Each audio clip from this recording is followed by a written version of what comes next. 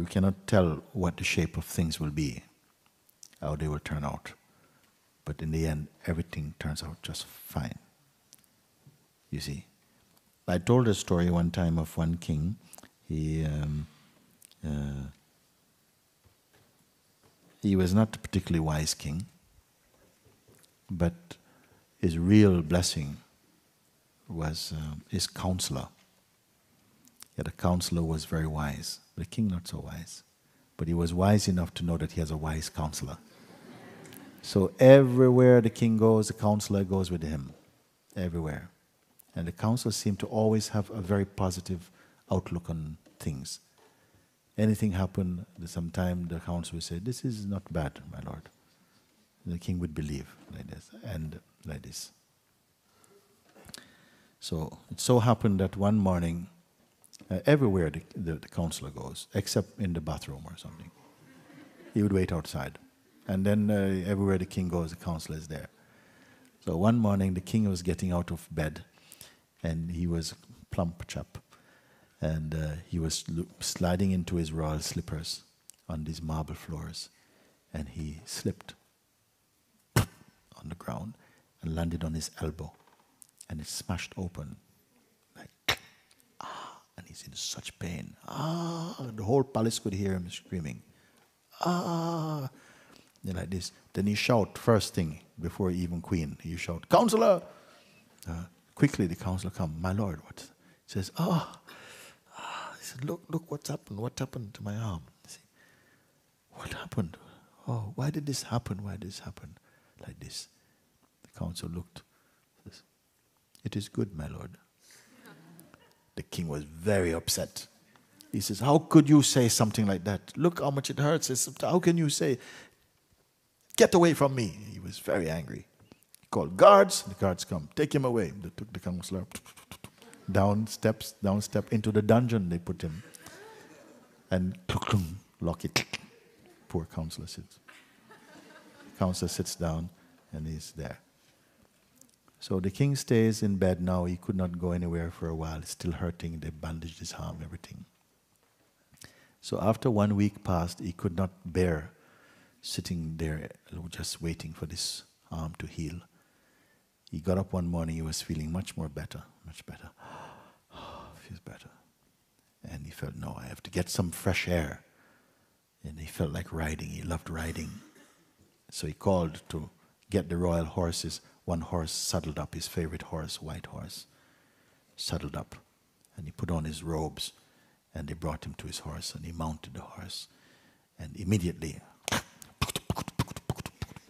and he goes, and he's enjoying. Oh, wonderful. Counselor still in jail. So off the king goes, and he goes for a very long way. And this morning he's especially felt like not stopping. And he's galloping. Until he come to the edge of his own kingdom. He came like that. And then now he didn't even realize that. But he's again in a strange land going. And along the way he sees a white deer and he's captivated. He slows the horse down. He's looking at this deer. He didn't see a tree branch. Okay, and he falls off like that. And then quickly he is captured by a tribe of cannibals. Okay? He's captured, and they capture the king. And then somehow they're taking him back to the village. And he's terrified. He could see that they're cannibals. They're going back. And they already send message to the village. We've got a fat one coming. You see? He's coming. And they start to play, and they're dancing, and they're building a big fire. Big fire, big king. So they put him inside one room for a minute, and there's a big celebration going, you see. And of course, he's totally terrified. You can see he's looking through the wall of the hut, looking out, and you see they're preparing a big skewer. You know? No. So he's terrified. And So then come the moment they came for him, you see. And they're pulling him and, no. They take him to the fire, you know. I'm sure somebody's got some black pepper and everything to put a bit of salt. Anyway, they're pulling him and he's going on his most terrible, most terrifying moment, if you can imagine. They're pulling him, and at the last minute now, they're about to bring him right to the fire. They're pulling, and his sleeve came off. And they saw the bloody elbow. And suddenly, pukudum.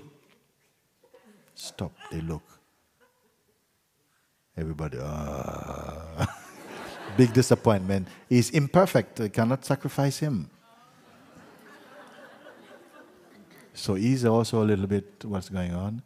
So they are very disappointed, and looks very juicy as well. You see? So then they all took him to the horse, they pushed him onto his horse, slapped the horse. The king is hanging on. He's completely traumatized by the experience. After a long time, he finds himself back in his own kingdom. And he's exhausted. They took him off his horse. Your Majesty, what happened? And they took him to his room, and he collapses completely out of just the impact of all of this. Then he's beginning to reflect how lucky he is. And then you remember the counselor's word, "This is good, my Lord." Then you remember the counselor. My counselor, he's been in jail for over 1 week. Innocent. So immediately, he himself goes down into the dungeon. Take me, quick. I must see my counselor, you see. So they took him down, and then they opened the door, and the counselor is sitting. Right? Oh, counselor. Oh, my Lord, Your Majesty, he says. He says, oh, what have I done? Oh, what is the problem? He says, oh, you are so good. You are my best counselor. Oh, 1 week ago when I damaged my arm, you said it was good. And I was so angry with you, I could not see. You see? And now he told him the story. You see, look at that. It turned out to be good for me. But you were locked up. How did it turn out to be good for you? You see, you say it's good for me. How is it? The counselor stopped. He says, well, my Lord, I am always with you. So when you went out riding, wherever that would have been, I would have been with you. And they would have captured both of us. And when they see that they could not sacrifice you, then they would sacrifice me. So it was good for me to be here in jail. Okay? Huh?